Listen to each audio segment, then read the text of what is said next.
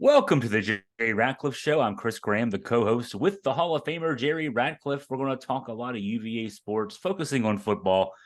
Virginia, another disappointing loss this past Saturday, a 27-24 loss at Boston College. Virginia led 21-7 at halftime, could not close the deal. I believe I read today that's the sixth loss in the Tony Elliott era of, was it 6 points or less, 3 points or less, Jerry? 3 points, 3 points or 3 points less. or less. So instead of 3-12, which is what his record is now as the Virginia head coach, I mean, hey, if things go in the right direction, he could be 9-6 right now. So I mean, big swing there with just a one play meaning so much of these games. Jerry, what was on Coach Elliott's mind today? Today being Tuesday, it's press conference day, weekly press conference day, looking ahead to William & Mary this weekend. What was on his mind as he was addressing the media today? I think the main thing, Chris, was that he was trying to just stay positive and keep the team positive. He's a big believer in Michael Jordan and Kobe Bryant and takes a lot of inspiration from those guys. And said he was reading Kobe last night or this morning, and Kobe was talking about it doesn't matter if you win or lose, you go back to work the next day. And that's what he's trying to emphasize to this team is, they've lost a bunch of close games, mostly by shooting themselves in the foot, but that you don't just throw in the towel. You go back to work and try to fix what you can and go back out and play football, practice hard. And, a lot of times you win games in practice just by getting your fundamentals and techniques and assignments right, so that when you do play in a game, that comes more naturally. So I think that's where the focus is this week, Chris, and just trying to break into the win column, snap the losing streak, get a little confidence under the belts and see where it takes them. So maybe starting at the top, the big news going into last week was whether or not Tony Muskett would finally get that second start. He got injured in the fourth quarter of the loss in week 1 to Tennessee. Anthony Calandri, the true freshman, started the next 3 games. Muskett did get the start last week, and what's interesting is put up similar numbers. I think pretty much very consistent numbers with what Calandri put up the previous 3 weeks. Very good first half, maybe not as good in the second half. Offense fizzled in the second half in that 27-24 loss. But what were Coach Elliott's impressions of Tony Muskett, finally getting a chance to see him back out there? Well, he was impressed with Muskett and how he responded to, not missing 3 games in a row due to his shoulder injury. And I think they were anxious to see how he would perform against an opponent somewhat less than Tennessee, and how he would take the physical part of it. Having been banged up in that opening game, would he shy away from contact or would he be aggressive? And they were impressed that he was aggressive and ran the ball for yardage and took some hits. So I think they were overall pleased with his performance, although they couldn't have liked that second half very much when things broke down. The first half, he was 16 of 21 for 218 yards passing and 3 touchdowns. And in the second half, it was quite the opposite. He was 6 of 13 for 29 yards. And what a letdown that was in terms of completely 2 different halves. And the fact that they couldn't run the football again not only hurt them in that area, but it also took away from the passing game because BC decided they didn't wait till halftime to make adjustments. I remember something that Al Groh told me a long time ago. The guy was always spouting off knowledge from his NFL career, and he said, he laughs when he hears TV announcers talk about halftime adjustments. He said, well, hell, if you wait till halftime to make adjustments, you've already lost the game. So still you can make halftime adjustments, but you better not wait until then. And Boston College certainly didn't. They made adjustments there in the first quarter when they decided to turn up the heat on Muskett, try to make him uncomfortable. And I think they did that, particularly in the second half, and some in the second quarter. I mean, that Virginia's only real movement in that second quarter was the Hail Mary pass for a touchdown right before halftime. So, um, that takes away the play action, and it makes you a very one-dimensional football team. And once you become one-dimensional, it's really hard to win against an opponent that's equal to or maybe slightly better than you are.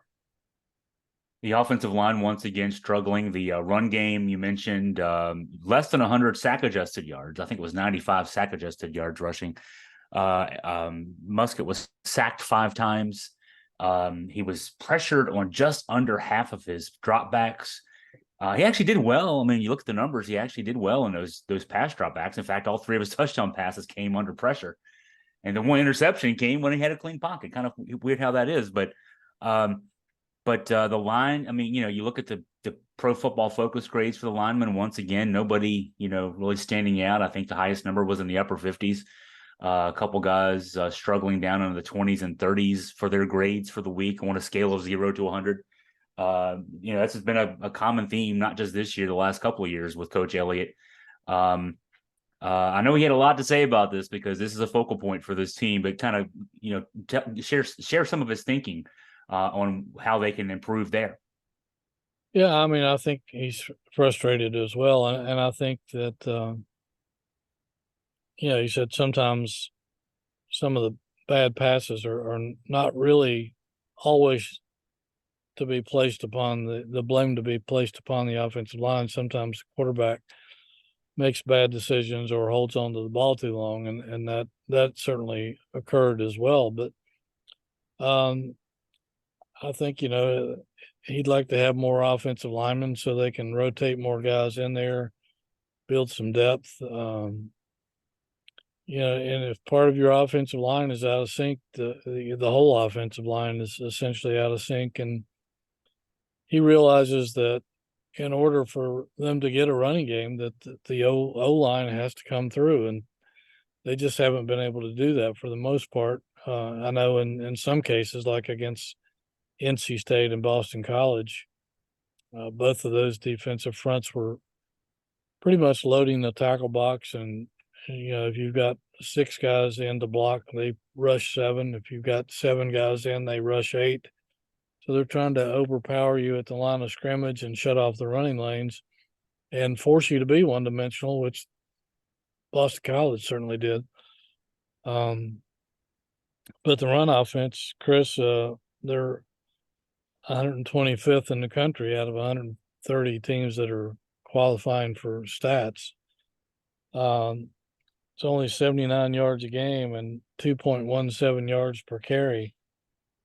I mean, gosh, Chris, in 5 games, they've only rushed for a combined total of 317 yards. I mean, there's been some games in the past where Virginia had that many yards rushing in one game.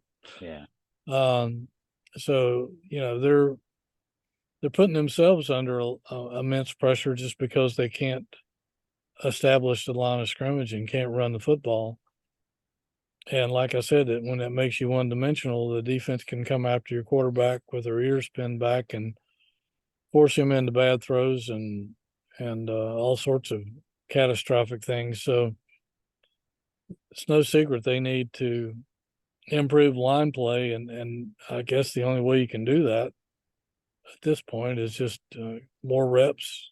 Try to fix things through film study and working on techniques and execution, and there's not a whole lot else you can do. I mean, it's not like you can go out and trade your offensive line for another one. So they've got to live with what they got, and right now those guys are struggling to get the job done. Maybe they'll have a little bit more success this weekend against an FCS school, but remains to be seen. Even that one-dimensional team 2 years ago, Robert and I, that offense that averaged 500 plus yards a game, and Brennan Armstrong threw for 404.5. That team still ran for 123.2 yards per game. Even with an eye, I think I did the math on it once, and it was around 70% of his play calls were passes, and they still ran for 123.2 yards per game. So yeah, that puts into perspective. Which he's still doing at NC State this season. Yeah. Even with oh, by the way, did you see the news? Brennan Armstrong losing the starting job down there. They're going back to the guy from last year, one of the freshmen from last year, MJ Morris. I mean, not surprising. Brennan's been struggling down there, but we saw that ourselves in person a couple weeks ago. But boy, that's not what anybody expected when he reunited with Coach and I down there. No, I've had my doubts about Armstrong and his ability to adjust to other offenses, but I felt like that once he, like you said, reunited with Robert and I, that those two guys were on the same page a couple of seasons ago, and it just hasn't clicked down there either. I think this offense is a lot like Anai's early offense at Virginia before they had many playmakers on the team. Some of us were talking about that earlier today after Virginia's practice, and but I just sensed that there was something askew with Armstrong last season. Even the year before when he was having such great numbers, I rode over in the van from the media parking lot to the Scott Stadium with some NFL scouts on 2 or 3 occasions, and they were all down on Armstrong. They didn't like the way he threw the ball, didn't like his mechanics.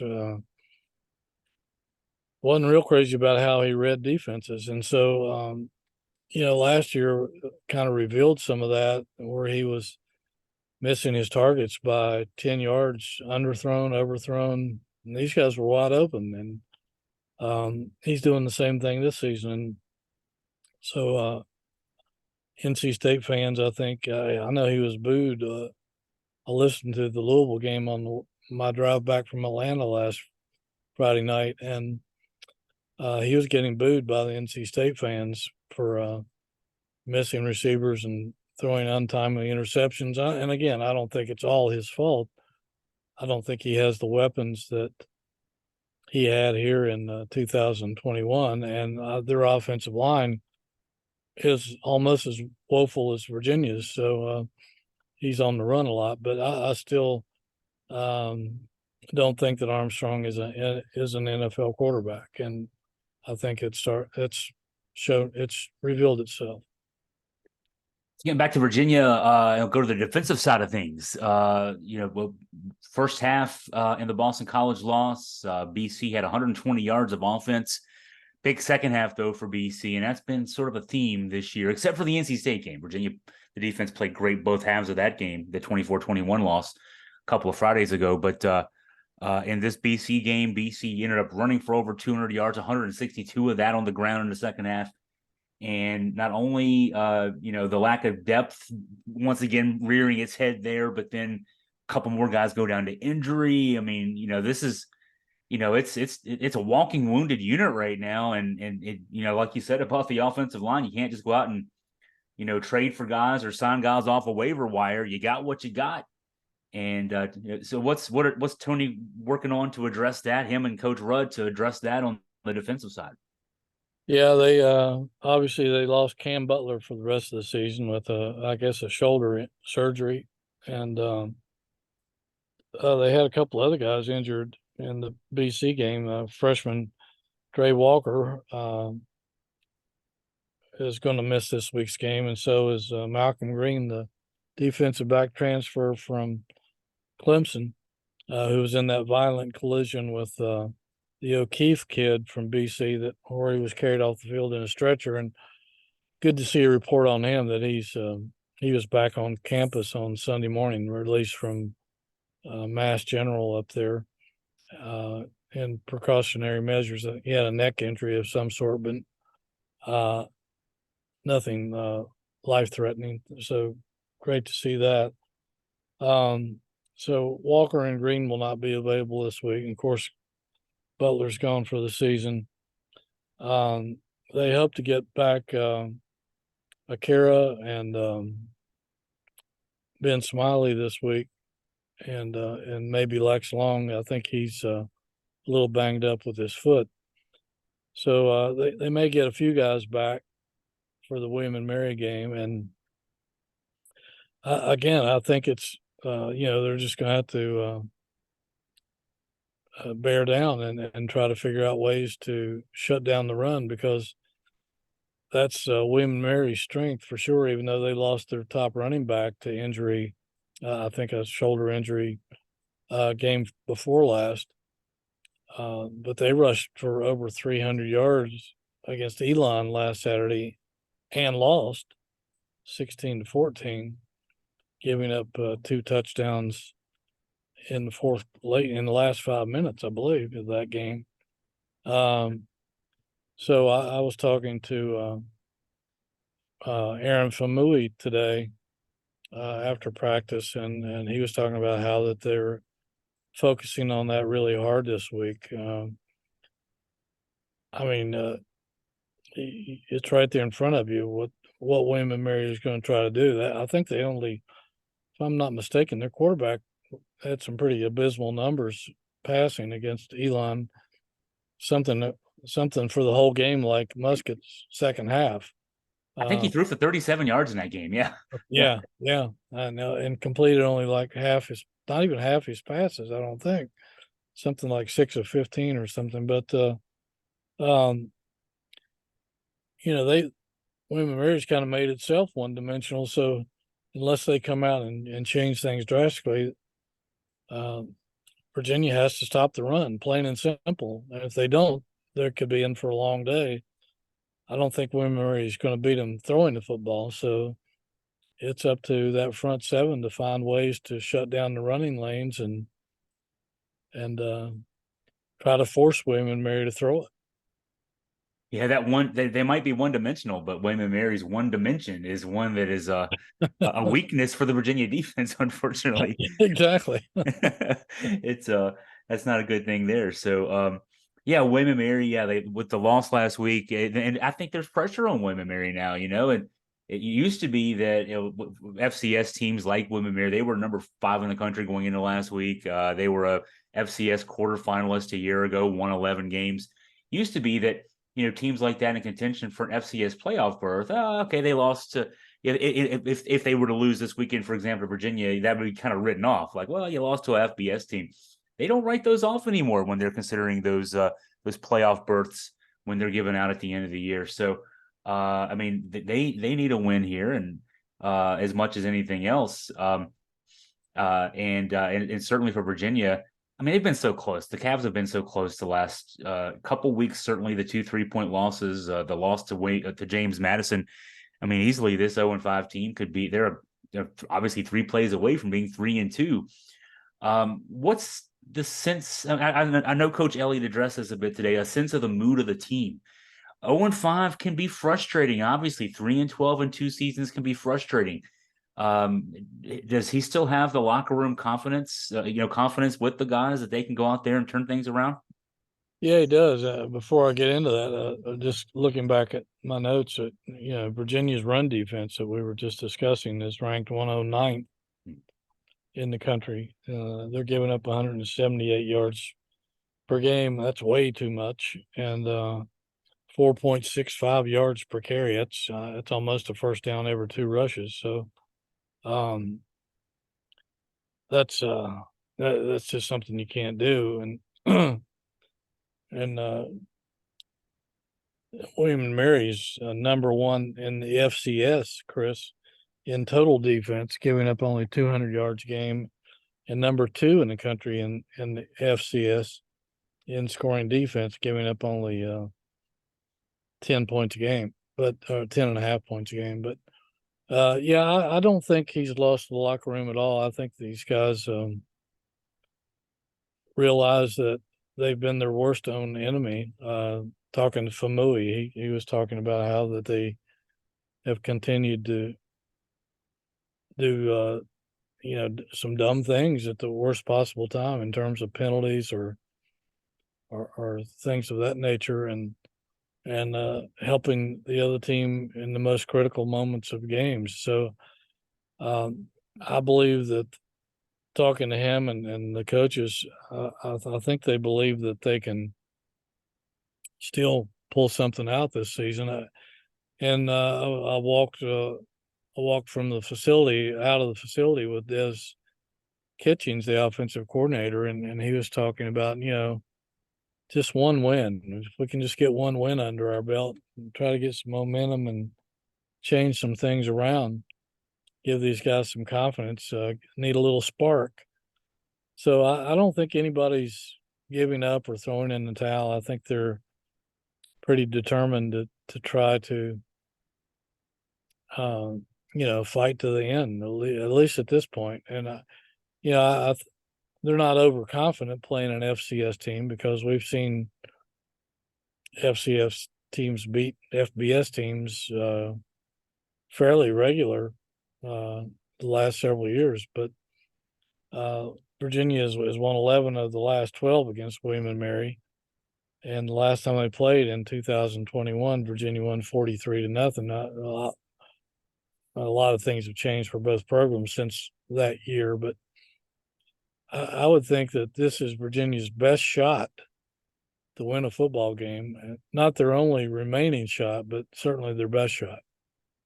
Yeah, when you look at Georgia Tech losing at home to Bowling Green by double digits, that's a game that Virginia could have a chance to win. A Virginia Tech team that, even though Tech was able to beat Pitt this past weekend, just has 2 wins on the season. So that and that game's in Charlottesville. That's a winnable game. But then there's the schedule's also tough with Duke and Carolina and Louisville and Miami. Who am I leaving out there? The Tech, there's That's it, yeah. Yeah, so it's but this would be a chance to get a win and then go into a bye week, which would be nice to let a win linger for a little bit of time, and that could color the bye week in a really positive way. And of course, also, a behind the scenes thing, you wouldn't, fans wouldn't see this, but as the coaches spread out because after this game, they'll fan out and hit the recruiting trail hard again for a little bit of time there. Give them a little bit more pep in the step as they're out meeting with coaches and players on the prep trails as well. So, for a lot of reasons, not just that first win, this could be a really big one if Virginia's able to pull it off. Yeah, to stop the bleeding, it would show people that at least there's some hope of winning a couple more games down the stretch. That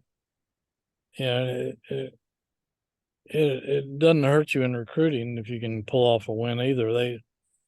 Especially now, because they just had a decommitment from wide receiver Christian Zachary from down in South Carolina. He decommitted, announced that yesterday, and looks like he's going to flip to NC State. He visited there this past weekend. So, yeah, you want to, if you're going to go on the recruiting trail, it's good to have a win in your hip pocket when you walk into the schools or family homes and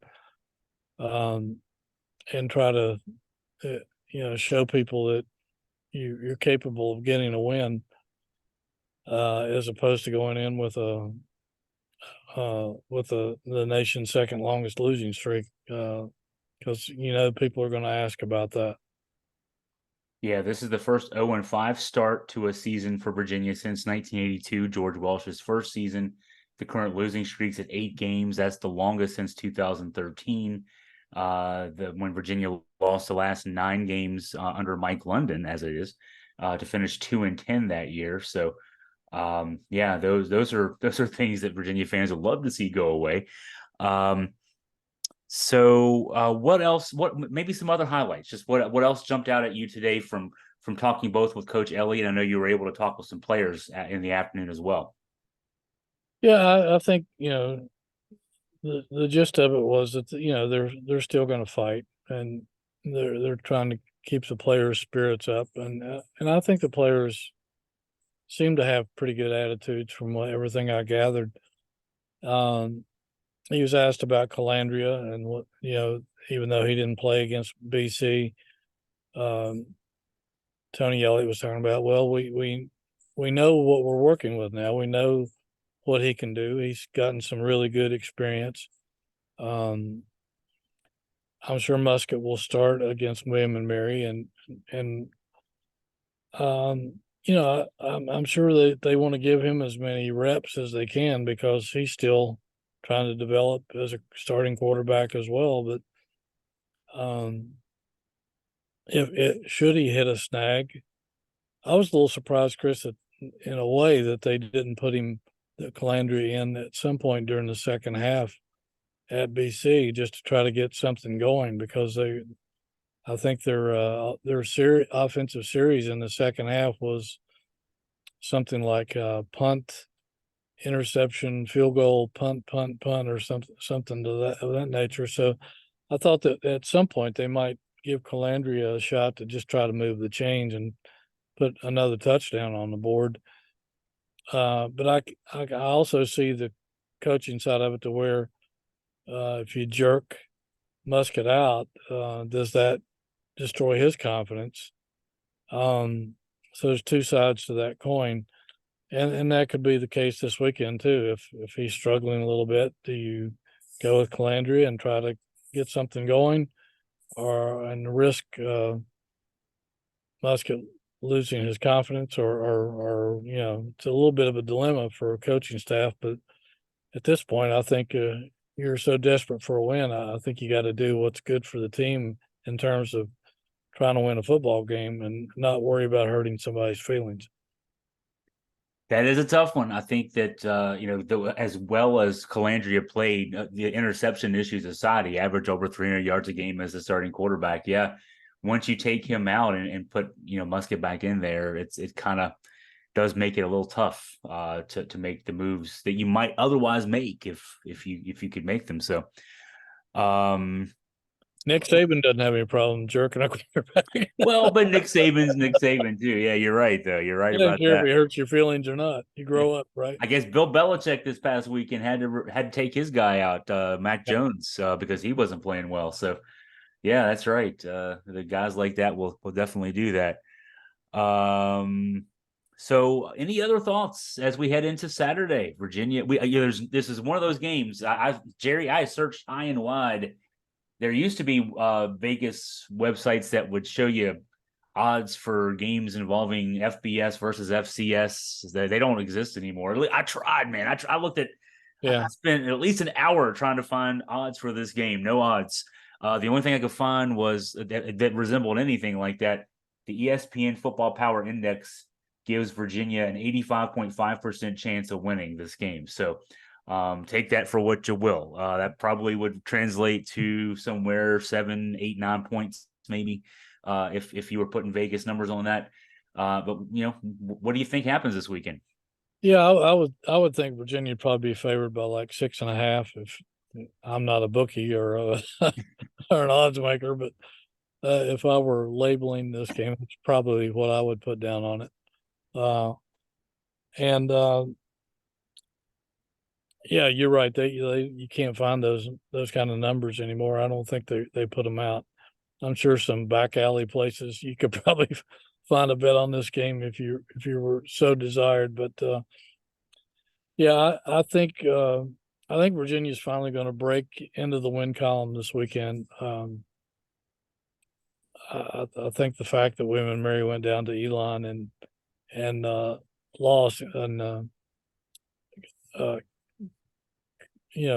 got up to a 14-0 lead and couldn't score again and ran out of downs at the 12-yard line because the passing game was a little inept. I think that weighs in Virginia's favor. And as even though they rushed for 300 yards on Elon, I don't know that they'll have that kind of rushing success against Virginia. I think that's something that Famui and those guys talk about having some pride in. And even though BC kind of shredded them with over 200 yards rushing, I think they'll probably get their act together this week and pull out a win. And couldn't come at a better time. And Yeah, and just the other thoughts. I think you know it'll be interesting to see if Virginia can exploit William & Mary throwing the ball a little bit, because um, Malik Washington uh, and Fields have turned into a pretty good tandem in receivers. I think they're in the top 10 in the country in terms of receiving tandems, and Washington is really doing well. I mean, he's sixth in the country in receiving yards, seventh in receiving yards per game, and ninth in receiving uh, per catch or something. But anyways, that's pretty good. And Fields is in the top 50 in a couple of his categories. I'm supposed to talk to him tomorrow. Homegrown talent, and it's really great to see Malachi having a great season. But that's something I'm sure Mike London is concerned with. Those two receivers. If Virginia could develop one more guy, as far as a receiving target, I think it would make them even more dangerous. And I know they're trying to find somebody, so maybe somebody can step up this week against the Tribe. And I've been writing this for weeks. I'd love to see them finally establish a running game. Just Yeah, this could be the opportunity to do that. possibly so. I mean, again, I'm sure William & Mary has been studying the films of the games and will probably load the box as well. It's just a matter of whether Muskett can loosen up the defense with some passing, and I don't know that he'll have the play action available to him unless they can get some running done early. But maybe he can do some things to get the ball to Washington out on some short or mid-range passes. He's really good with the ball in his hands and can make stuff happen once he catches it. Maybe throw it to the backs a little bit and make the defense back off a little bit in terms of some of the linebackers and safeties, where they won't be crowding the box, and maybe open up a running lane or two. Well, I think we reached the point where we're going to talk about the advertisers who bring this to the viewers and the listeners out there. But before we do that, one thing I always say that Jerry Ratcliffe doesn't do well, Jerry Ratcliffe does not brag about himself enough. So I'm going to do it here for him. If you're listening to this, and I know a lot of folks listen, watch, quite a few of you who do are business owners. Here's some numbers for you that if you're thinking about advertising, putting your money out somewhere, all these different places you can put it. Jerry's website gets 1 million page views a year. Over 1 million. It was 1.1 last year. We're on pace for 1.2 this year. That's a lot of people. It's a lot of eyeballs. So keep that in mind. It's if you support Jerry, help bring this show, help bring the website, all the content there to people for free. You get access to that 1 million plus a year. So, Jerry, now that I've laid the groundwork there for you, let's thank the folks who, let's thank the folks who are already on board and help, bring this show to folks free of charge. Yeah, and we'll also point out that we monitor daily the number of clicks on our advertisers' ads, and people are looking at your ads. I can guarantee you that they come up with every story that pops up on our website, and we post several stories every day, 365 pretty much. So your business will get noticed on our website for sure.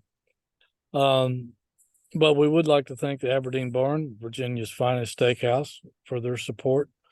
Great meal, great atmosphere, great people. It's consistently run this place since the 60s and 70s when it opened up on the Holiday Drive, I think it is, over there right off 29 at the 250 bypass. And I love going to that place. I think every Wahoo does. That I've ever known, and you can't beat it. So if you're in town Friday night for the early Saturday game, go by and see Angela and Terry. Get great service, great food, And if you're not here Friday night, go there after the game Saturday and grab a steak, lobster, or whatever. You can't go wrong. Also, the Good Feet store in Stonefield, right across the street from the movie theater. Jonathan Cotton owns the company. They're the official art support system of UVA athletics, and they do some stuff with the NIL and do some other cool booster things and promotional things for UVA football and basketball, and have athletes signed up in golf and other sports too. So great arch supports for your feet. I know I'm a customer, and all my walking, I don't run anymore, but I used to. But I do walk, and it has cleared up any problems I've had. So owe it to yourself to drop by and see those folks. And of course, Roback, show my little doggy logo here, even though Ed Orgeron tried to talk him into going with a tiger. They're sticking with their dog, and I love them. Great active wear. You can play sports in it. You can go to parties in it and go out to dinner in it.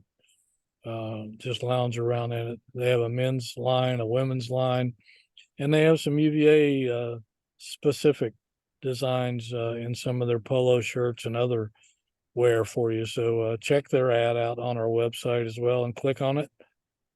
Get a nice discount on your first order. It helps us out, and it helps a local growing company out. UVA people own it, and it helps us all out all around. So thank all those great sponsors for their support and the people on our website as well. That's right. JerryRatcliffe.com for more UVA sports. There's also some UVA sports news on AugustaFreePress.com. For Jerry Ratcliffe, the Hall of Famer, I am Chris Graham signing off. Everyone have a great week.